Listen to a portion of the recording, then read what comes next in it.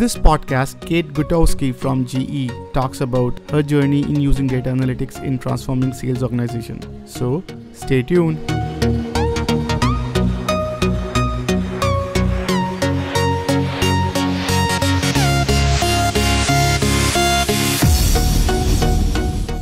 So, welcome everyone to another episode of Future of Data podcast. Today we have with us an amazing guest, Cate Gutowski. She is leading GE's digital transformation for sales. And a brief bio. So, Cate has 20 years of technical sales, marketing, and product leadership experience across various global divisions of GE. Cate is currently based in Boston and works as VP of Commercial Digital Thread, leading digital transformation of GE's 25,000 plus sales organization globally. Prior to relocating to Boston, Cate and her family lived in Budapest, where she led product management, marketing, and commercial operations across EMEA for GE Current. Cate holds an MBA from University of South Florida and a bachelor's degree in communications and business administration from University of Illinois at Urbana-Champaign. So with that, Cate, welcome to the show. Thank you for agreeing to step up and sharing with our audience your perspective. Yes, thank you, Vishal. Thanks for having me. Beautiful. So why don't we start with your journey? When I was reading your bio and when I was looking for reaching out to you for this podcast, I think some of the things that really stuck out to me. So transformation, sales, GE, and 25,000 plus, right? So all good, all data, scale, importance, talk about disruption. So everything it's one of those iTunes contract where everything is under, between the lines, there's so much going on that I said, why don't you sort of, so thank you so much for agreeing to jump in on the call. And so why don't you talk about your journey? Okay, yeah, great. No, thanks, Vishal. So thanks for inviting me. So look, I've been with GE for 20 years, and look, what I'm leading now is probably the most fun that I've had in a long time, because it's really the intersection of three areas that I love. Our leading our sales function for the company. We're leading a team of product managers that are really dedicated to building, buying, and co-creating the next wave of digital tools for sales. And then, it's also the intersection of digital, right, and software and kind of what's new with technology. So it really kind of blends together three things that I really love. And you're right, the task can seem daunting because we have 25,000 sellers in 180 countries.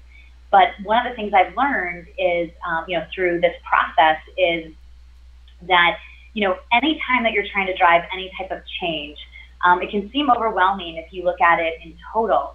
But the key is to really look at, is to familiarize yourself with the law of innovation. So I don't know if you've seen that curve before, but the law of innovation talks about how if you're trying to drive a change, all you really need to do is focus on the early adopters, so the first 2.5%, and then you need to focus on the innovators, the first 2.5%, and then the next 13.5%, which are the early adopters.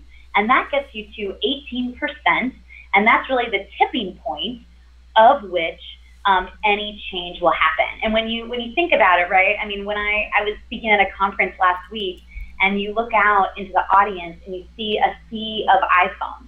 But if we were having this conversation maybe 8 years ago, it would have been a sea of BlackBerries. And so you think about, well, how did we transition? How is it that we all have BlackBerries and now we all have iPhones for the most part? It really was those innovators and those early the innovators were the ones that slept out, outside the retail store overnight to get the iPhone. And then the early adopters were the ones that would, learn about it, go buy the iPhone, and then bring it to the office the next day and say, Vishal, look what I can do. Did you know you could do this? And so that's when change starts to happen. Interesting. We'll resume after a short break. This part of the podcast is brought to you by First Friday Fair, fastest AI-powered way to find your next opportunity. Check out the website firstfridayfair.tao.ai and find your next dream job. Let's get back to the podcast thing. So, and so what's your journey in that looks like? So, what brought you to sales, and what brought you to this level? If you can walk us through that, that will be amazing. Yeah, sure. So, I graduated from the University of Illinois in Champaign, and I joined GE right out of college. So, I was a part of a corporate training program called the Technical Leadership Program. And it was a great program because it was 2 years of really, teaching us when we graduated, we were going to become great technical sales engineers and specialists. And so, got that great kind of foundation and education from GE along with the leadership training. And, and then from there, I really cut my teeth in the world of sales and, started off selling switchgear, did a variety of different sales roles, calling on big retailers like Home Depot, but also calling on distributors and contractors and end users that are in, retail and hospitality and all different sorts of industries. And so, that was a lot of my experience was in, sales, and then, started leading sales teams, and from there just progressively grew into bigger and bigger sales leadership roles. But along the way, I feel lucky because I was also able to try other things. So a good example is when GE really popularized Six Sigma. If you wanted to get promoted, you had to become a Six Sigma black belt. And so I was able to learn how to use statistics to improve processes and how to bring that to customers. And I was also, that was also when the internet was really, this was like 2001, or so, the internet was really starting to take off. And I also had really interesting roles like becoming an e-business leader, which was really kind of a good training ground for the role I have now, which is really taking the requirements from customers and sales and translating those to IT to build, a generation of products that are, that are on the internet to really drive sales productivity and delight our customers. Interesting. Thank you so much for walking us through that. So let's talk about your current role. So if you can walk us through what's your typical day looks like, what's your current role, that will be really helpful. Yeah. So, I would say my current role right now is really leading GE's digital sales transformation. And what we call that the commercial digital thread. And that's kind of a strange term, digital thread.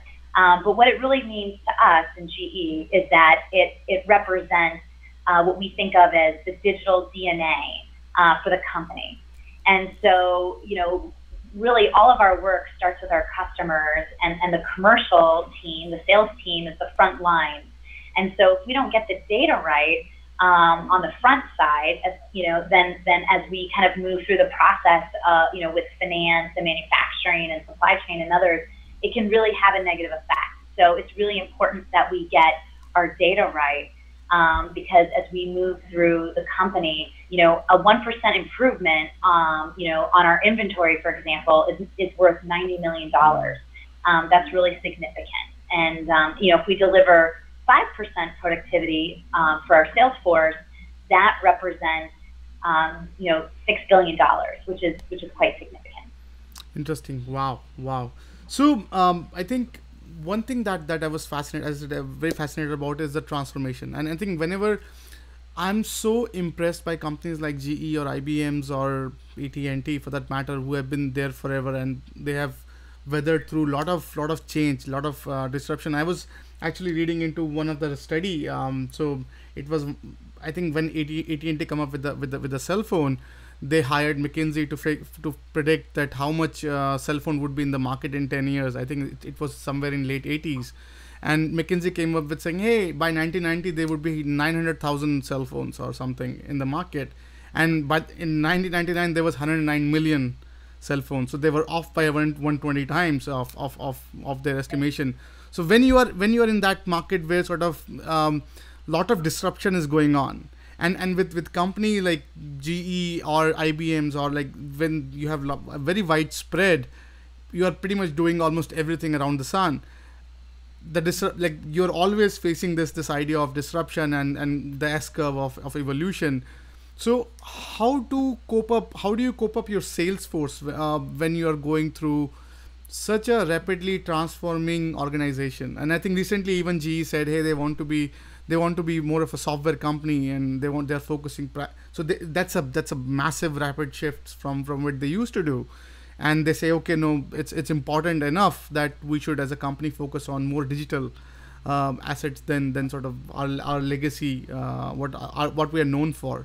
So what are some of your takes on how as a leader of a sales organization would you have to cope up in this transformative era? We'll resume after a short break. This part of the podcast is brought to you by First Friday Fair, fastest AI powered way to find your next opportunity. Check out the website firstfridayfair.tao.ai and find your next dream job. Let's get back to the podcast.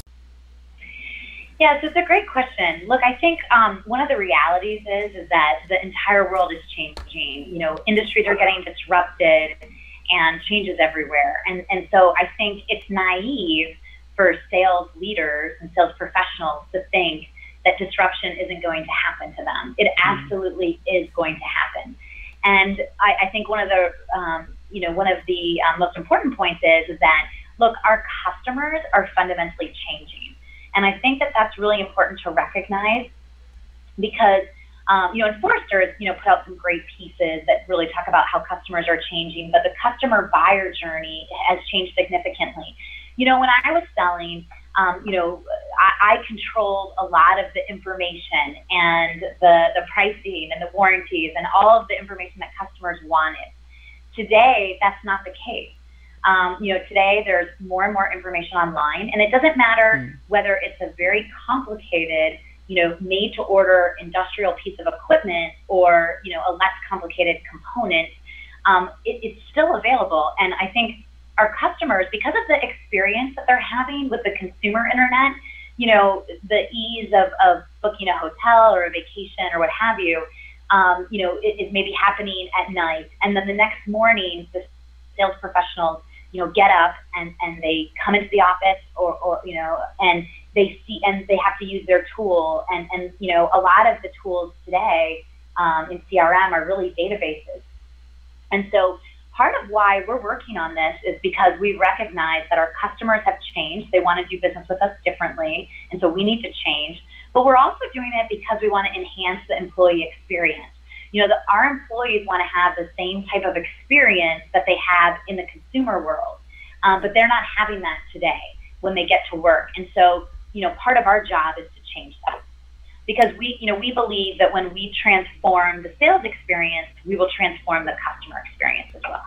Interesting. So let's talk about data science in sales, right? So Yes. how is sales now galloping on all this data, and so what are some of your thoughts? What some of the trends that you are seeing that you can share?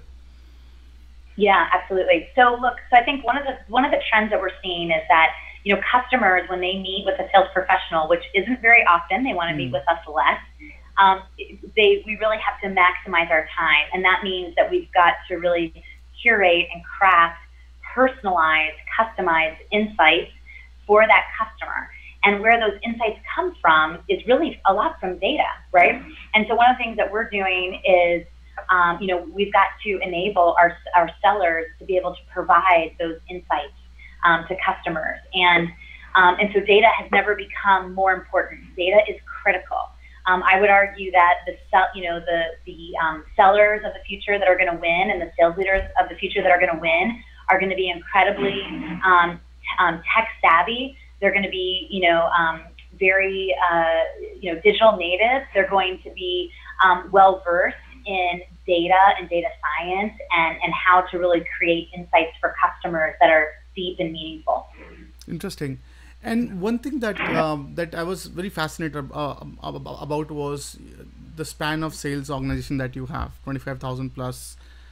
how can you plan a digital software for that? Because they're representing different product lines with different clothes, different way to sort of different channels out there.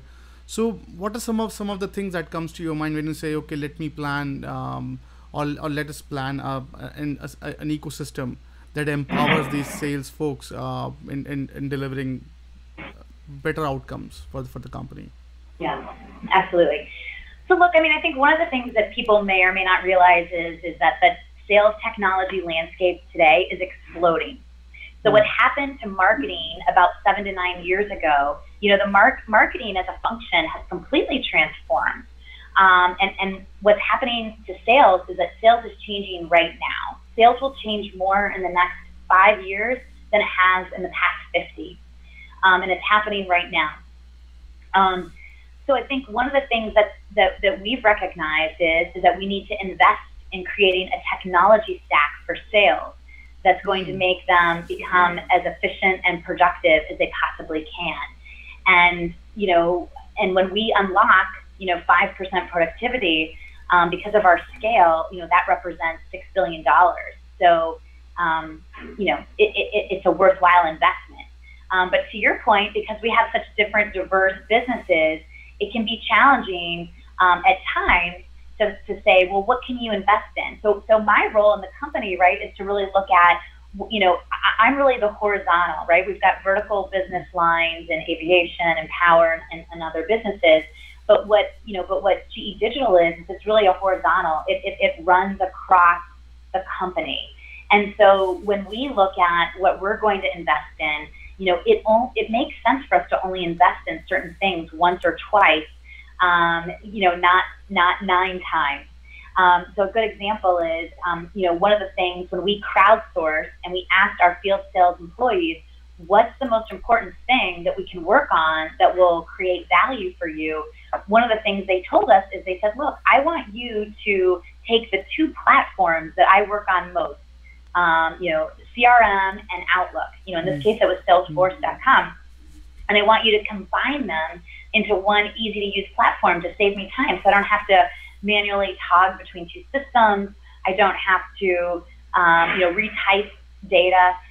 It carries over. And so we invested in that, right? Like we invested in it one time, and then we're able to reuse and recycle it across all 9 businesses. That's a good example of a common need that is scalable across the company and creates value. Interesting. So, well said, by the way. I think I love the aspect of tech stack for sales. So I think that's very good to hear. Yeah. So one thing also, I myself in that conversation a lot nowadays is, so marketing folks saying, hey, sales and market, the line between sales and marketing is thinning right now. So there's a lot more overlap than it used to be. And I think in some degrees, we started seeing the word customer success or customer journey, and then both the vertical jump on that keyword saying, okay, we own, like, so how is the sales paradigm or sales paradigm changing? If you can shed some light on that, what are some of the trends that you are seeing that's happening nowadays? We'll resume after a short break. This part of the podcast is brought to you by First Friday Fair, fastest AI-powered way to find your next opportunity. Check out the website firstfridayfair.tao.ai and find your next dream job. Let's get back to the podcast. Yeah, so look, I think, so it's a great point, right? Like, who owns customer experience? Is it sales or is it marketing? I would actually argue that it's everyone, right? Everyone in the whole company has to own the sales experience, has to own the customer experience, or quite honestly, we're not going to be successful. If it's just sales, or if it's just marketing, or if it's just sales and marketing, I would argue that that's not enough. It's not good enough. And the reason why is because we live in the age of the customer. Our customers are so much more demanding, and rightfully so, because of the internet and the access to information and data. And so today, it takes the whole organization. It takes the best thinking from product management to technology to manufacturing to all the different finance, to all the different functions to create value for the customer. And so I think that's actually, one of the things I think about is how do we leverage our scale better? So how do we leverage all 300,000 GE employees to wake up every morning and solve for the customer? One of the ways I would argue that you can do that today is actually with the data and with kind of a focus on, on customer scorecards. One of my visions right now is I'd like to have, for in every GE business, I imagine a world where we wake up every morning and when you open up your computer, you don't see your Outlook or the GE homepage or maybe the ESPN scores. What you see are the customer scorecards that are built on data. And that way you can really tap into all 300,000 employees and enabling them to really wake up every morning and solve for the customer. I think if we could do that, then we're really taking advantage of our scale. Interesting. So one thing that I really liked about your profile, so product management, sales leadership, and transformation, right? So these three things together, and that reminds me of BlackBerry days. I think about 5, 6, 7 years back, I was talking to one of their product managers, and he was saying that, hey, we are still meeting our numbers, right? So we are still hitting all the expectations, all the KPIs. We're just killing it. It's just the market that got changed, right? So when you are in that sort of disruptive ecosystem, right? So what are some of the things that you as a sales leader want to equip your sales workforce so they understand or help companies save themselves from these transformative changes that or disruptive changes that you have that are not in your radar, but suddenly it just took your entire industry by storm. So do you have any take on that? Yeah. So I think, well, actually, I'm sorry. Can you repeat the question? I'm sorry. Can you Yes. repeat the question one more? So basically, so company like BlackBerry, right? So they were hitting all their KPIs. They were hitting all their numbers, and suddenly the market changed, or they and some they Yes. missed out on the key indicator that they would have monitored, and now it's too late, and they did some catching Yeah. up, but they failed to catch up, and we know Right. whatever happened to that. So how does a company of that magnitude, and GE is way bigger than that, what are some of the practices that you would suggest that someone could Yeah. do to safeguard their workforce from that Got change? it. Okay, great question. Yeah, great question. Look, I think, for any company of any size, I think the way that you, and look, we're not perfect, we make a lot of mistakes, but I think the key is, can you learn from them? And look, I think one of our big takeaways is that the key to not being disrupted is to constantly disrupt yourself. That's the first piece. But the second piece is, so you've got to look for ways to constantly disrupt yourself. You saw that actually with GE Current, right? Current was a startup inside the company that was really created to disrupt, the energy industry through and so that's an example of that. But I also think though that we have to all, really embrace startup thinking and startup principles. So Eric Ries in his book, The Lean Startup. David Kidder wrote a similar book. And look, I think the more we can work, act, and think like a startup is just critical. And for us in GE, what that looks like is a process called FastWorks. FastWorks is about enabling culture change for us. It's about how do you, no matter what you're doing, no matter what industry you're working in, how do you come up with new ideas and test them? Think small, create small tests and test and learn and fail. And don't be afraid of failure. Actually embrace failure. And actually, the more you fail, the better, because the more you learn. And then in that process, you're then iterating on an idea or a product or a program over and over and over. And that's really, I think, how you kind of fend off from, because the biggest threat to any company is a startup. So the way that you counteract that is by thinking and acting and working like one. good point. I think that's a beautiful point. So one thing that I always wonder about, and this is so the bigger the company, the stronger the culture of the company, right? And typically, if you see verticals like sales or marketing, they are very up and coming, hip, trendy, because they are evolving with the pace of customer and all that fun stuff, right? So how does so in your strategizing about a sales force and empowering them, how much does role of culture play in sort of empowering and in equipping that each of the sales workers, they like, should they be more towards the customer side? Like, customer comes with their own culture, right? So they come with their own, they have their own need that they want fixed, and then as a corporate entity, you also have a very strong culture. That's why you exist, and you somehow nail the idea of scaling and sustaining. So what are some of what are some of some of your thoughts on equipping your sales force for the culture of the company? Like, how what's the role that culture play in your sales? Sure. So if we think about the culture of sales, I think that's actually like one of the things that we're trying to change, right? I think we're, we want to become, I think as a company, we're trying to become more customer obsessed.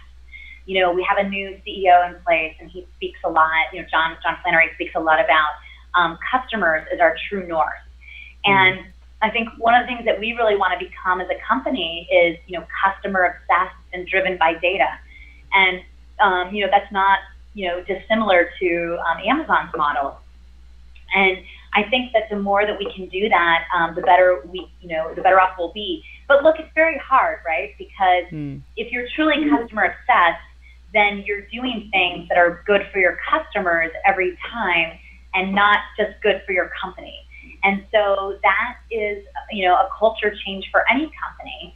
And I think it's a work in progress, right? And there's tests of that every day. And I think, one of the big things that we have to work through culturally is, I think that in the past, sales has wanted to go out and kind of hunt, a customer and win a customer on their own. And what we have to move to is really more of a team selling approach, because the customer has changed so much and is more demanding and requires more value, to make an investment. That means really working with all the functions, and that means IT is really important. That means that finance is really important, and so on and so on in this equation. Great. So now let's talk about a wannabe GEs, right? So if suppose I'm representing a company that's growing, that's transnational with multiple product lines, and maybe industrial engineering. What are I'm tasked to put up a digital strategy when it comes to like empowering sales and doing that. What are some of the suggestions that you could give to those leaders who are actually getting into the GE's shoes and saying, okay, I want to design a very digital connected strategy to empowering my sales workers? Yeah, look, I mean, I think, our initiative is called the, commercial digital thread. And what it really means is this whole idea of creating a connected digital ecosystem that's really designed to do two things, right? It's designed to make our teams more productive and to drive growth. And so, our litmus test is to make sure that everything that we're investing in is going to either drive productivity or growth. And I think, so I think, for those companies, I think any size company can start working on this, can start to think about, how do they want to digitally transform their sales force. What I will tell you, some of the things that we've learned is I think that there's a misconception out there that it's only young millennials that will use technology, and that will adopt technology. And I have to tell you that that's not true. We have, what we see is technology that's adopted by all different areas of our sales force. And, and really it's more about, are you curious? Do you have an appetite to learn? Are you willing to try? Digital transformation is really more about human transformation. It's really about, do you have the right mindset, and are you open to new ideas? Interesting. I think that's fascinating suggestion. So embrace technology to empower workers and understand where your customers are, and I think that's fascinating. So that brings me to my next question. So sales is primarily also about where your customers are hanging around, right? So being there where your customers are, and just being in front of them, and giving them an experience. So how do you, and right now, and I think I work on the digital side quite a lot. So every day there's a new social network, there's a new channel that's open to engage with your customer. Now, thank God I'm not on sales, right? Now, how do sales cope up? Like, how do you uh, understanding all the outlets that the customers are using, and then mastering that to creating that experience that customers can connect with your brand. So what is like, how do you guys cope up, if you can share your thoughts? Yeah, around customer experience. Yeah, look, I think, there's no question about it. I think customer experience is going to be the defining way that companies are going to either win or lose in the future. It's going to be all about customer experience. So I think really doubling down and investing in that as an area to drive growth is going to be really important. I think, we're actually going through this right now. Tom McGinnis in our company leads customer experience. And so I would say our healthcare business and our power business are probably the furthest along. And, in the spirit of reuse and recycle and kind of taking advantage of our scale, we're looking at how can we take the learnings from what healthcare and power have done already with customers, and how can we apply that to the company and, create really one platform and really enable the customization that's needed at a business level, but take advantage of the architecture and the data and the investment in creating microservices. So for example, if we're going to pull data from an ERP system, we only really need to do that one time. That's one microservice that we need to build, and then we reuse and recycle to enable others to take advantage of that. So yeah, that's going to be a really important area for us in the future. Interesting. You talked about customer centricity a while back. So if you can share for our audience what customer centricity is, and basically and how it affects sales. If you can just give a quick sort of rundown on that. Yeah, sure. I think what customer centricity means to us is it's really about, are you customer centric? So, are you putting the customer in the center of everything you do? So every decision you make, every investment you make, it all needs to be for the benefit of the customer. Because without our customers, we don't have a company. So I think it's that whole idea that the whole organization, from every function, is putting the customer first in everything they do. And I think if we're really honest with ourselves, I don't think that everyone is there today. I know we aren't, but we're working on that. We recognize that that's important for the future. Interesting. And now let's talk about the startup within GE, or like so if suppose I'm a startup guy, and I'm tasked to put up a sales strategy. So what are some of the key takeaways, or some of the thoughts that you could suggest with your vantage point that I should do to have a successful sales strategy that will help me grow to the scale that GE is, or at least to the sustainable scale? Yeah, look, I think in terms of in investing, I would say put the customer first, in the center of everything you do. And look, I also think it's important to invest in data. I think that one of the big learnings that we've had is that and I think this applies to companies of any size, is what is the state of your customer data. When we started on the road of this transformation, we had a very strategic decision to make. And I think this is true of anyone leading a transformation. Are you going to go after the shiny new tool, or are you going to go after what's hard but important, which is building a solid data foundation? And look, I'll be really honest with you. It was a hard decision for me because I knew that what was going to be valued was the shiny new tool. But I also knew it was important to really listen to my team. And my team was telling me, Cate, none of this is going to work if we don't have a solid data foundation. And so, by investing and creating, our oil and gas business generates more customer data in 1 month than Airbnb does in an entire year.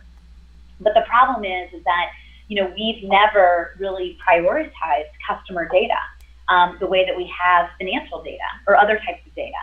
And so I think as we move into the future and we know that customers are going to become increasingly important, customer experience is going to be increasingly important, then it's critical that you invest in creating like a digital DNA that really represents your customer data. From our experience, we took, it was 1.5 billion disparate customer data sets, and by creating data governance and really standards for for all of our businesses to follow, and then really partnering with them to implement those standards, we now have a much cleaner look at our customers, which are now organized from 1.5 billion into 350,000 neatly organized customer entities. Interesting. I think one thing that again I really like about your profile, so and particularly even for GE, so very progressive. So they understand what's going on today, despite being of a size that they are. They still do all the cutting edge stuff that's out there today. So and I think that I was just talking about culture, right? Culture is very thick and all that, right? So we and this is my personal problem too. I talk to a lot of companies who are very fixated on their sales strategy. They say, okay, we know we making phone calls, cold calls, that has been working, so we just double that. Although we're not seeing the scale yet, but probably we'll see some scale at some point in future, and they keep doing that. So now, if you are running that organization, which is very sort of, it's difficult to, we can say cultural savvy, or at least very thick culture. What are some of your strategic suggestions that you could have for those leaders who are trying to bring transformative change into the sales organization, but the leadership is not buying in? So, what are some of your thoughts on that? Yeah. Look, I think I was really lucky because I had leadership that really believed in this and prioritized it. But look, if you're like what I've learned is like just because the leaders say so doesn't mean it will be so, right? You still have to impact change at all levels of the organization, and it's a constant battle. So what I would say is, look, I think data, is the key, right? The more data you have about how your business is changing, about how your customers are changing, about how your sales process is changing, I think that's the data that really helps your leadership to see why digital sales transformation should be prioritized. And look, in some businesses it's going to be easier to get than others, but that's really the data that you need. Like, so for example, a lot of the Forrester data talks about how customers, B2B customers, don't want to engage with a seller until they're about 80% through their buying journey.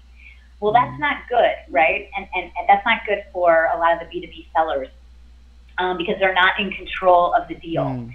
So what's important in that is to really understand, as much data and analytics as you can about your sellers. So for example, what are the behaviors of your top sellers, and what are the behaviors of the lowest sellers? And then how can you use data to determine whether your sellers can become top sellers or bottom sellers?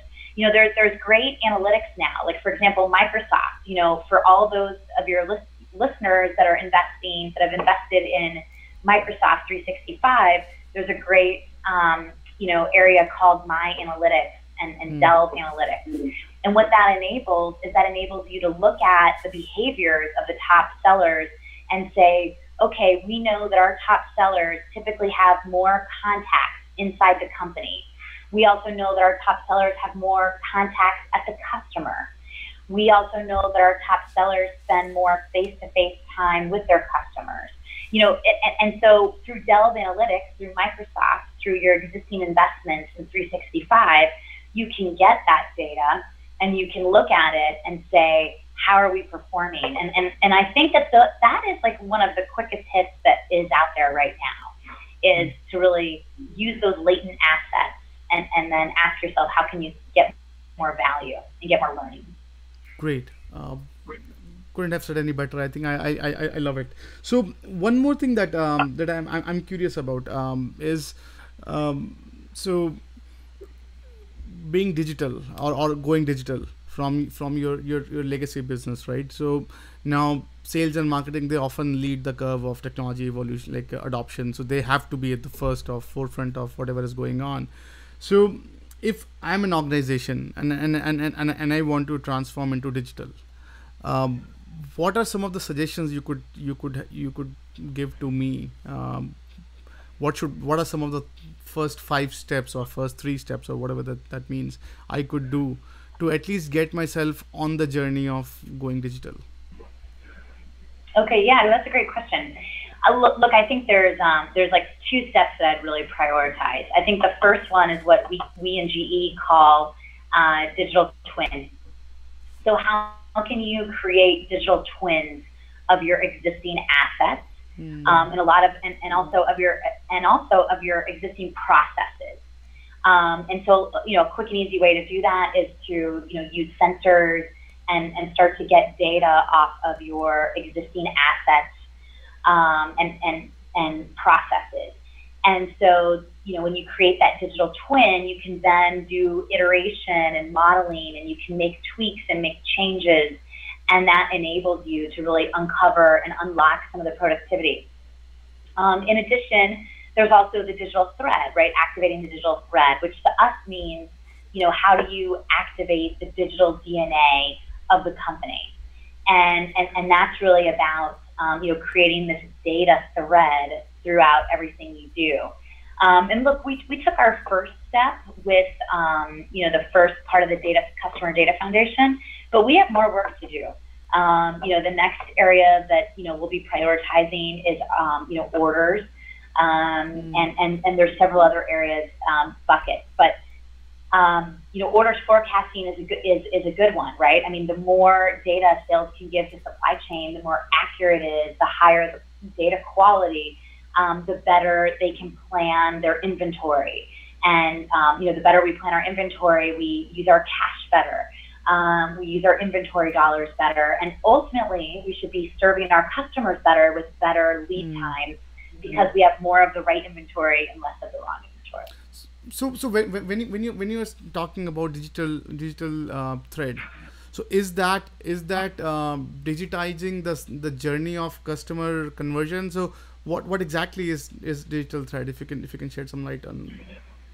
Yeah. So digital thread is this whole idea of digital DNA. It's basically just the data that runs through your business it's the thread of data that enables you to run your business.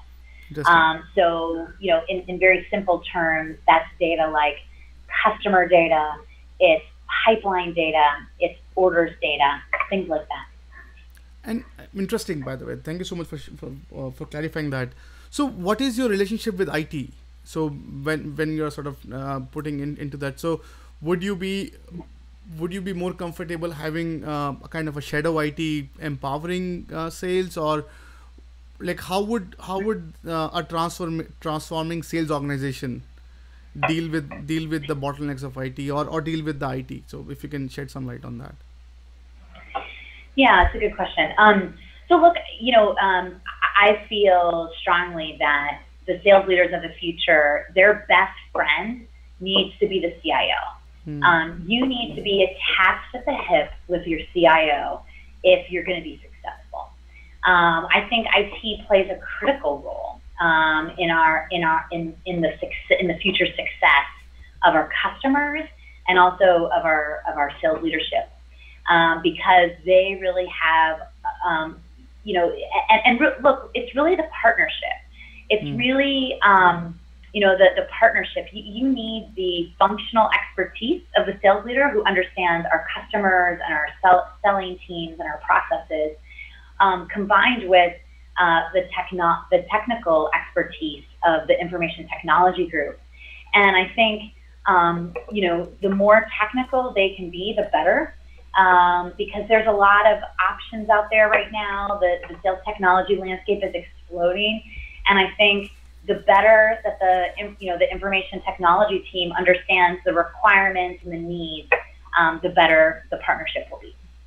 Great, interesting. I think well said. So let's talk about some of the mistakes, that you are seeing, some of the other transformative leaders making, some of the pitfalls that you see other leaders going through transformation or digitalization. If you can shed some light on that, what are some of the key mistakes that you see a lot of people do? Yeah, absolutely. So look, we've made a lot of mistakes. I think, I'll give you an example. One of the mistakes that we made is and this only comes from doing it, is we didn't recognize that, I think we thought when we first started that digital sales transformation was just all about technology. If we just gave the sellers some digital tools, then life would get better, sales would get better, and away we would go. But look, that's not the case. It's not the case at all. Because the reality is that today, technology is advancing so much. My team and I are incubating technologies, artificial intelligence, machine learning, predictive analytics. And what we see is that technology can solve a lot today for sales. The problem is that we very often lack the education. We lack the mindset. We're not as open to change as we need to be. And the other piece is that quite often we just can't imagine a world where we would work differently. And so that is really the biggest. So that's why I talk about digital transformation as human transformation, because without investing in people, without investing in their skills, their capabilities, the knowledge and education, you're just not going to get digital transformation. And it's really important. I think it's really I think it's misunderstood, and look, because the way it works in an ideal world, right, is you would you'd make the investments in the change and the new mindset and the education. Then you'd introduce a technology that can transform our process, and then you'd kind of help it to all converge. So that's one of the things that we're going to be relooking. Interesting. And I think you talked about people. I think that's fascinating. Well, you brought that topic up. So sales is also about human aspect, right? So it's done between humans so far. So what are some of the challenges that you see around that you can share that the sales folks are facing amidst of all this transformation, about all this disruption that's going on in the landscape? What are some of the challenges, if you can walk us through that? Yeah, what I see is I see that our sellers are actually excited. They want change. They want transformation. They want to be more productive and more efficient. And look, just like any change, like some want it more than others. I think if you're really clear, and I think if you make the sales team a part of the journey, one of the things that we did early on, the first thing we did was we asked the field, what do you want us to build? What do you want us to prioritize? and we crowdsourced it. Hmm. So that was the process that we used through our Genius Link team here at GE, to get, we had over 7,000 of our 25,000, participate. And they were very clear. They told us, and we used that data then to build our product roadmap. And our product roadmap is really made up of these three pillars around productivity, insights, and collaboration. And you can see the products that kind of align. And exactly as they ranked it, 1, 2, 3, 1 through, I think it was like 12, is exactly as it stands on our roadmap. Interesting. Wow.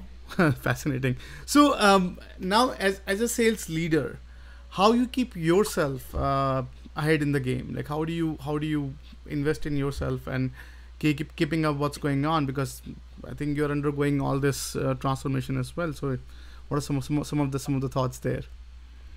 Yeah. So look, I mean, I love to read, and I would say that there's a book that I read that really helped when I was working through this. I'm a big fan of Simon Sinek and his book Start with Why. I think if any of your listeners are leading any type of transformation, that's a critical book. What it really talks about is the importance of purpose, and that when you are trying to drive change, you're trying to drive transformation, you really got to be talking about what the purpose is. And the purpose can't, and look, one of the mistakes I made, you asked about mistakes, was when I was talking about why we were investing in the commercial digital thread, I talked about it, that it was about growth, speed, and productivity. But the reality is that when we crowdsourced the purpose, and what resonated most with our selling organizations was this whole idea of, that what they want to wake up every morning doing is to build trusted relationships with their customers, so that together with their customers they can change the world. GE's about GE's greater purpose, and this aligns to GE's greater purpose of we want to move, power, and cure the world. And so it aligns really nicely there. Interesting. So let's talk about your key to success. So if suppose, like, what are some of your best practices that really helped you through your evolution as one of the sales leader of a transformative organization? So what are some of the things you could share? Yeah, look, I think we're all a work in progress, and we're all just like learning and failing every day. But I think probably one of the biggest growth areas for me has just really been becoming comfortable. I'm a very type A person, but really like embracing failure. I'm just convinced. I think it was partly due to the work with a new startup like Current, and also we sort of think of ourselves, those of us working in digital transformation, we really think of ourselves as a startup.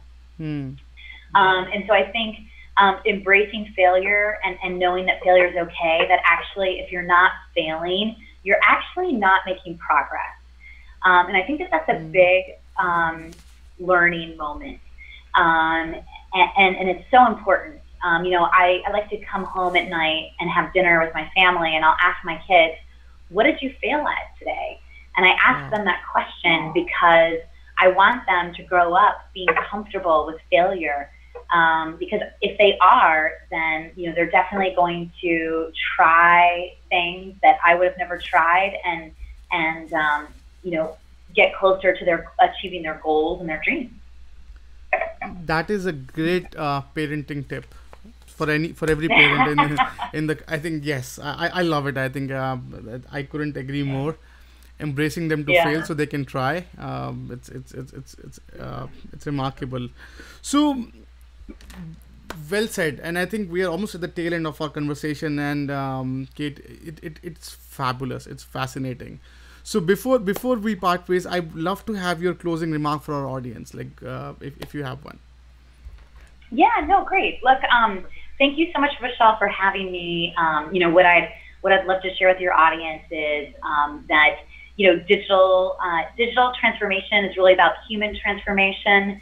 I really encourage you to partner successfully with your business counterparts and really work together as one team to really solve for the customer and to really see the power of data and how data can be harnessed,